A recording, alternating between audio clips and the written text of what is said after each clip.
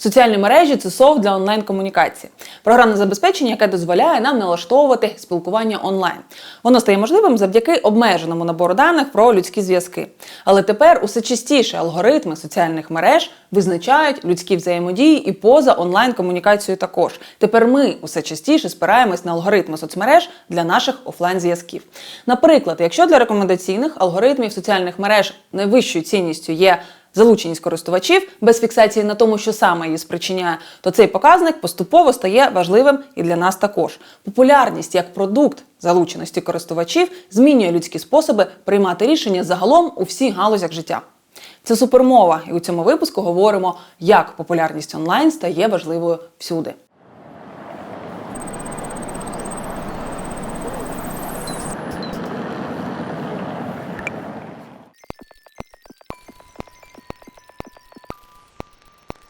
BitCloud – це нова соціальна мережа, що дозволяє заробляти на людях та їх постах реальні гроші. Так стверджують її засновники. Технічно BitCloud є криптовалютою. Її архітектура схожа на біткоін, але вона може підтримувати дані, характерні для соцмереж – дописи, профілі, повідомлення, підписки та інше. BitCloud – це децентралізація соціального, зазначено на її стартовій сторінці. Серед оголошених завдань – дозволити виробникам заробляти на контенті і не залежати від великих платформ. Але оцінюється не власне контент виробника, його якість або навіть кількість. BitCloud буквально монетизує популярність. Чим популярніший користувач в інших соцмережах, наприклад у Твіттері, тим вища вартість її або його BitCloud монети. Чим більше людей купляють BitCloud монету користувача, тим дорожче вона стає. Непопулярні тут не стають більш популярними, а бідні багатими. Популярніші стають ще популярнішими. Незалежно від того, чому вони популярні. У перший же день роботи платформи найдорожчою монетою очікувано стала BitCloud валюта Ілона Маска.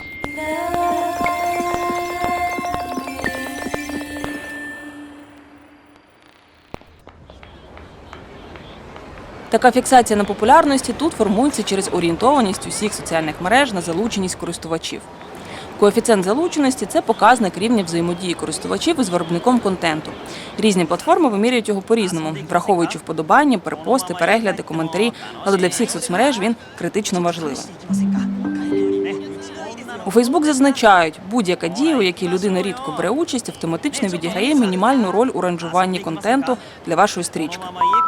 І сама стрічка новин за замовчуванням відображає найпопулярніші пости першими, найновіші – лише якщо самостійно це налаштувати, і таке налаштування завжди тимчасове. В дочірній Instagram можливості переглядати стрічку у хронологічному порядку немає від 2016 року. Французький дослідник Томасо Венторіні, посилаючись на співробітника Google Пола Ковінгтона, звертає увагу на те, що у випадку алгоритмів рекомендацій YouTube основною істиною є збільшення залучення. Так те, що отримує найбільшу взаємодію, стає найбільш популярним і знову ранжується як контент, рекомендований до перегляду. У такій економіці, де контент виробляють усі, конкуренція за увагу постійно збільшується і популярність перетворюється на найвищу цінність. Тут припущення, що популярність зсуває наші світоглядні фундаменти, змінює наші способи домовлятися, розподіляти владу і статус, робити вибір, змінює політику. Освоєння соціальних медій та їх особливостей – один з вирішальних факторів політичного успіху. Інтерньюз за результатами свого дослідження української президентської кампанії 2019-му пишуть, що ті, хто задіяв соціальні мережі, отримав найвражаючі результати. І побудовані вони були здебільшого на політейменті. Політеймент – це розважальні новини на політичну тематику, які мали форму відеосатири, влогів та селфі-політиків, зокрема в Instagram та іноді у Facebook. Ця тенденція розповсюдилась на парламентські вибори у 2019-му. На місцевих виборах у 2020-му кандидати також активно використовували політеймент. Один з активних учасників місцевих виборів у Дніпрі – Артем Романюков, екоактивіст та антикорупціонер. У 2019-му став одним з 3 учасників програми українських нових лідерів при Стенфордському університеті. Це 10-місячна стипендія для академічного навчання. По поверненні балотувався у міські голови Дніпра від Демальянсу. Ще 51 кандидат його команди балотувалися у депутати міської ради у Дніпрі. У нас є заміри на початку, є заміри, результати виборів в кінці.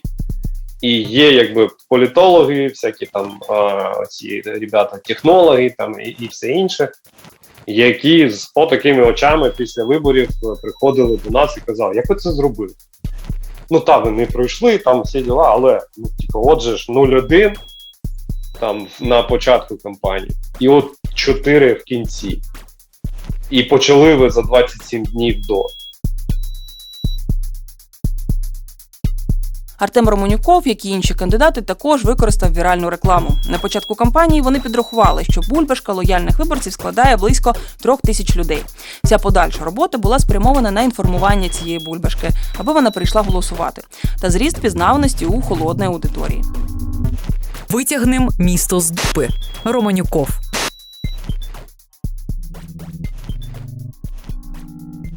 Це наш позабульбашковий ролик, який у нього була одна єдина мета. Коли тебе не пускають на телебачення, коли тебе немає на національних каналах, місцеві там всі, окрім одного там зашуганого, бояться тебе брати, на борди тобі не можна, та і грошей нема на них, але навіть якщо є, не пустять, то треба пробивати якось інформаційну блокаду чим? Пробивати якимось інфоприводом. Він має бути, в ідеалі, там він має бути супер disruption якийсь, але зазвичай супер disruption – це роз'єднуючі дуже теми, якась, або щось поза законом взагалі. Тому щось має бути на межі. І от на межі в даному випадку це слово дупа, яке там запікано, замазано всюди, але яке там читається. От і весь його перпус цього ролика. У нас штаб тупо знаходився в студії, величезній студії, де ми просто сиділи, щось вигадували, одразу йшли його там, знімали, одразу публікували. Але при цьому всі кандидати активні, це близько 40 людей вже, коли так, 35 десь, не вилазили з вулиці. Персональний контакт з виборцем, я вважаю, що це було ключове.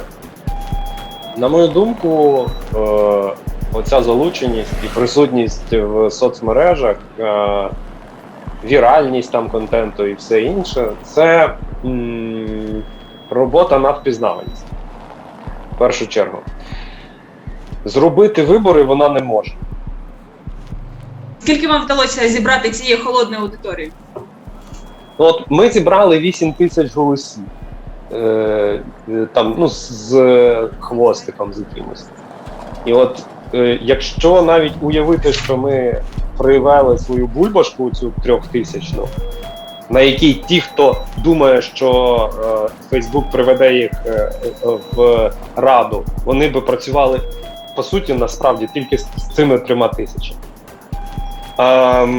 Значить, виходить, що окрім них ми привели ще 5000 людей на дільниці.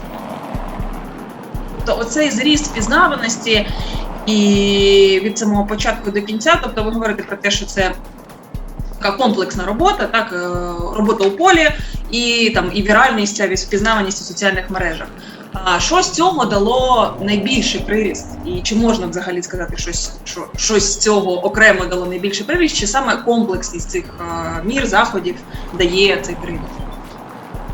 Ні, я тут можу абсолютно чітко сказати. Значить, по впізнаваності я абсолютно впевнений, що приріст дало оця постійна реклама в Фейсбуці і в Ютубі. Моя теза в тому, що це необхідно, якщо ти, на впізнаваність необхідно працювати. Якщо у тебе в розпорядженні тільки інтернет, то це необхідна, але недостатня умова для перемоги.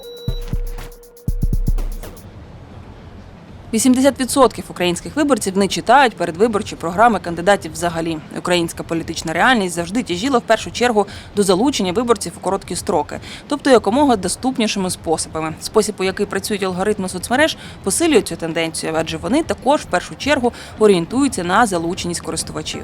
Дослідник у галузі етики штучного інтелекту Дмитро Михайлов говорить, алгоритм працює як посилювач.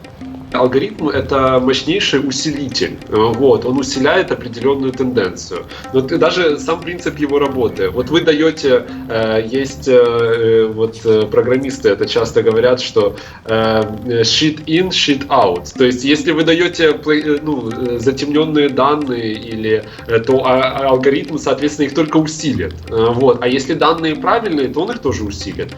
И тут мне кажется, с нашей политической ситуацией, происходит абсолютно точно так же. И тут просто нужно понимать, что в нашем случае алгоритмы, они очень связаны еще с социальными медиа, да, вот, то есть мы видим, каким образом до людей вот доходит определенная информация от определенных источников, вот эти вот современные тенденции, технологические тенденции в современной политике, они и без того довольно темный процесс делают еще более затемненным, да, потому что в целом, как мне видится, политический процесс, он стремится, ну, опять же, в своем идеале, он стремится к какой-то прозрачности. Если мы исходим из того, что человек современный, да, и начинает считать вот эту популярность высшим благом, и он на популярность, узнаваемость, залученность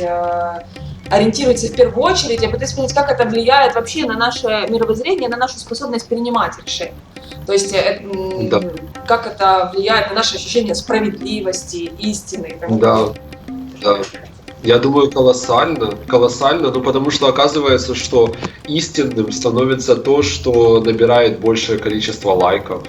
Вот, к примеру, да, или там истинным становится, ну, это пример, который, вот, это истина по Ютубу, получается, как-то так, да, то есть, когда мы забиваем в поисковике какой-то запрос, то обычно люди смотрят первых три позиции на первой странице. Никто там не листает на 20-ю страницу и не пытается проанализировать, а насколько это видео лучше, чем вот первое при выдаче, да. А первое видео при выдаче, вы же понимаете, как выдача в Ютубе строится и в любом поисковике.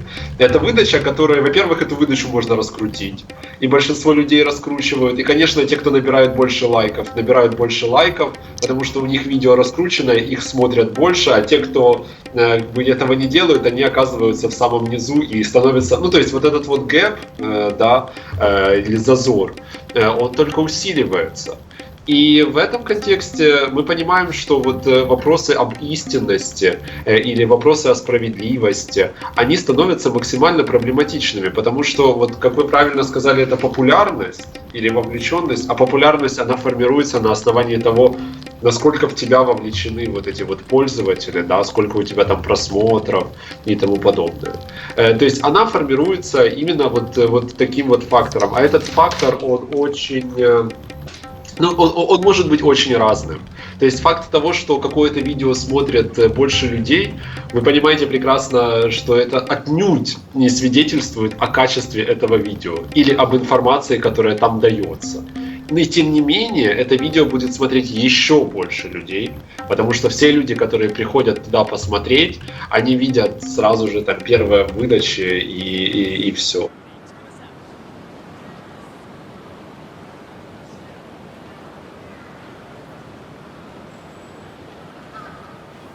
Коли ми взаємодіємо із зовнішнім світом через екран девайсу, ми часто перекладаємо прийняття рішень на алгоритми. І тоді можемо зіштовхуватися з проблемою алгоритмічної упередженості. Алгоритмічна упередженість – це систематичні та повторювані помилки у комп'ютерній системі, які призводять до несправедливих результатів. Наприклад, надання привілею найбільш популярним над найменш популярними. Так, в економіці уваги з'являється нова форма нерівності – нерівність уваги, яка здебільшого спричинена роботою рекомендаційних алгоритмів. І як ми бачимо, все це може змінювати людську здатність приймати рішення. Але на відміну від комп'ютерних систем, ми самі можемо розширити свій набір даних, змінити критерії рейтингування, запропонувати альтернативу, не робити вибір та багато інших варіантів. Це була Супермова. Підписуйтесь на сторінки проєкту у Facebook, Telegram та Instagram, аби отримувати більше додаткових матеріалів. На все добре.